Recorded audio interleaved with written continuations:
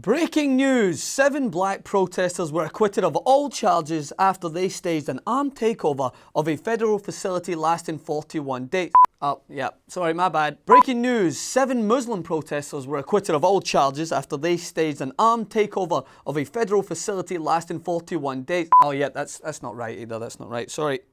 Breaking news! 7 Native American protesters were acquitted of all charges after they staged an armed takeover of a federal facility lasting 41 days. Alright, I've got it this time. Breaking news! 7 white protesters were acquitted of all charges after they staged an armed takeover of a federal facility lasting 41 days. Good. The recent acquittal of Ammon Bundy and 6 other defendants accused of staging an armed protest at a wildlife refuge in Oregon has once again highlighted the stark racial divide that continues to play a prominent role in the treatment of American citizens. Now, before you hammer at the keyboard claiming justice was served because one of the protesters was shot and killed, just think about that statement before using it as a means to deflect from the real issue. Someone's death is not proof of justice. When police kill someone in America, it does not always mean that right prevailed over wrong. Police have already killed at least 960 people this year, many of whom were unarmed. That does not mean that those killings were earned or justice was always upheld. Any unnecessary death is a tragedy and most certainly should not be used, like it has been in this example, as a means to justify that law and order was upheld in this case because someone was shot. So with that, let's take a brief look at the case before we shine an enormous star-spangled light on the irony. The group was arrested in February after a 6-week-long occupation of the Malheur Wildlife Refuge, during which they defiled Native American artifacts and burial grounds, broke into a federal facility and threatened police and other officials with assault rifles and other weapons, for which they faced the following charges: conspiring to use intimidation, threats, or force to impede employees of the U.S. Fish and Wildlife Service or U.S. Bureau of Land Management from carrying out their work during the course of the 41-day occupation of the Malheur National Wildlife Refuge. They also faced the charge of possession of a firearm or dangerous weapon in a federal facility during the course of the conspiracy. Okay. So, they were charged with illegally occupying a federal property. We need you to bring your arms, and we need you to come to the Malheur National Wildlife Refuge. Using weapons to show intimidation and openly threatening anyone who opposed them by saying things like this: "Oh, we won't fire anything unless we're fired upon." All of which they live streamed and broadcasted across social media. Nevertheless, conveniently, the all-white jury felt there was not enough evidence to deliver a guilty verdict. Insufficient evidence to prove that Ammon Bundy and his accomplices were armed with the intent to keep federal employees off the grounds. Armed? They had enough weapons to fuel a new Rambo. But their defense attorney Schindler argued that, quote, "For these defendants and these people, having a firearm has nothing to do with a threat or anything else." Right, because no one in the US would ever use a gun to threaten someone else, and even if they did, they wouldn't ever actually use it, right? I'll kill all of you.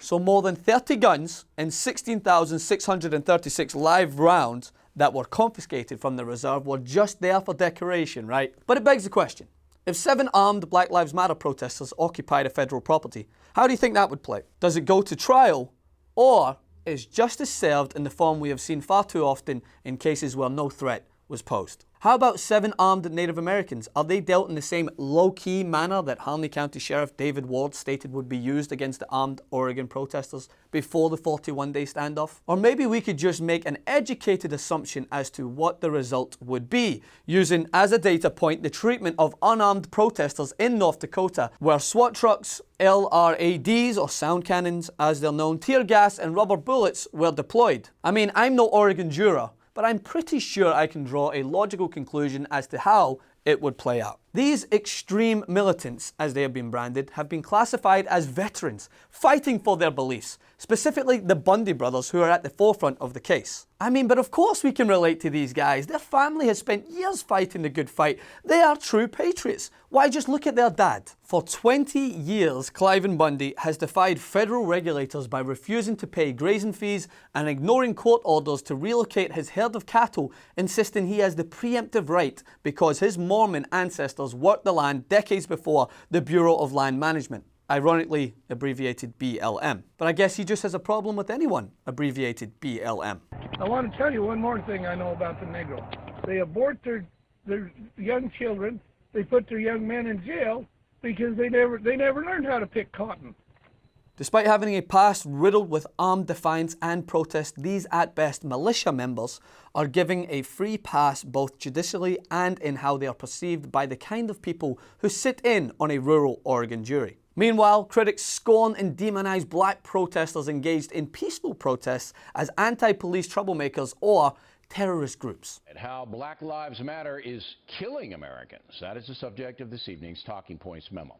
I mean, a guy takes a knee to highlight inequality in the arrest, sentencing, use of deadly force against, and overall treatment of black bodies by the justice system, and he's tarnished as un-American. While a group of armed white men threatening to shoot law enforcement if approached walk off with their heads held high. In what other country in the world are they not branded terrorists? Yet once again, we see the clear racializing of terrorism. It is either brown or black, and that's it. Ultimately, in the United States, white people can point guns at police and federal authorities with relative impunity. People of colour who are unarmed do not enjoy the same latitude. Instead, they are dispatched with lethal force after being presumed a threat by police who are in fear of their lives because, by definition, dark-skinned people always look like bad dudes, or as a contender for Commander-in-Chief recently described them, bad hombres.